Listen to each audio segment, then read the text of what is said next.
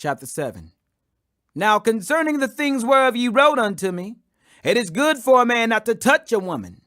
Nevertheless, to avoid fornication, let every man have his own wife, and let every woman have her own husband. Let the husband render unto the wife due benevolence, and likewise also the wife unto the husband. The wife hath not power of her own body, but the husband. And likewise also the husband hath not power of his own body, but the wife. Defraud ye not one the other, except it be with consent for a time, that ye may give yourselves to fasting and prayer, and come together again, that Satan tempt you not for your incontinency. But I speak this by permission, and not of commandment.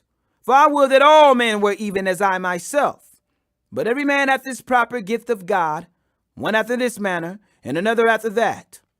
I say therefore to the unmarried and widows, it is good for them if they abide even as I. But if they cannot contain, let them marry. For it is better to marry than to burn. And unto the married I command, yet not I, but the Lord. Let not the wife depart from her husband. But, and if she depart, let her remain unmarried, or be reconciled to her husband. And let not the husband put away his wife. But to the rest speak I, not the Lord. If any brother hath a wife that believeth not, and she be pleased to dwell with them, let him not put her away. And the woman which hath an husband that believeth not, and if he be pleased to dwell with her, let her not leave him. For the unbelieving husband is sanctified by the wife, and the unbelieving wife is sanctified by the husband. Else were your children unclean, but now are they holy.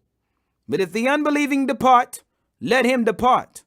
A brother or a sister is not under bondage in such cases, but God hath called us to peace. For what knowest thou, O wife, whether thou shalt save thy husband? Or how knowest thou, O man, whether thou shalt save thy wife? But as God hath distributed to every man, as the Lord hath called every one, so let him walk. And so ordain I in all churches. Is any man called being circumcised? Let him not become uncircumcised. Is any called in uncircumcision? Let him not be circumcised. Circumcision is nothing, and uncircumcision is nothing, but the keeping of the commandments of God. Let every man abide in the same calling wherein he was called. Art thou called being a servant? Care not for it. But if thou mayest be made free, use it rather. For he that is called in the Lord, being a servant, is the Lord's free man. Likewise also he that is called, being free, is Christ's servant. Ye are bought with a price. Be not ye the servants of men. Brethren, let every man, wherein he is called, therein abide with God.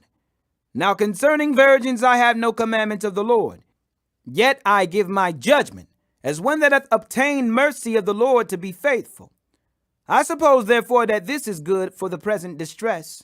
I say that it is good for a man so to be. Art thou bound unto a wife? Seek not to be loosed. Art thou loosed from a wife? Seek not a wife. But, and if thou marry, thou hast not sinned. And if a virgin marry, she hath not sinned. Nevertheless, such shall have trouble in the flesh, but I spare you. But this I say, brethren, the time is short.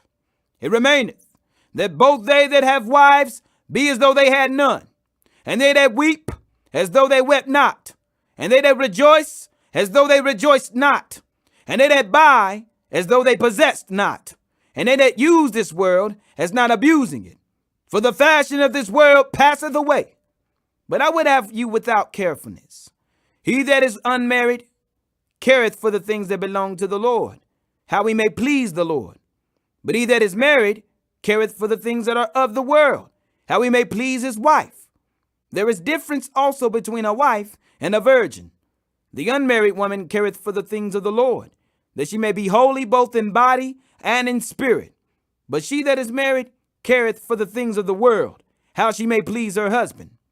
And this I speak for your own profit, not that I may cast a snare upon you, but for that which is comely, and that ye may attend upon the Lord without distraction.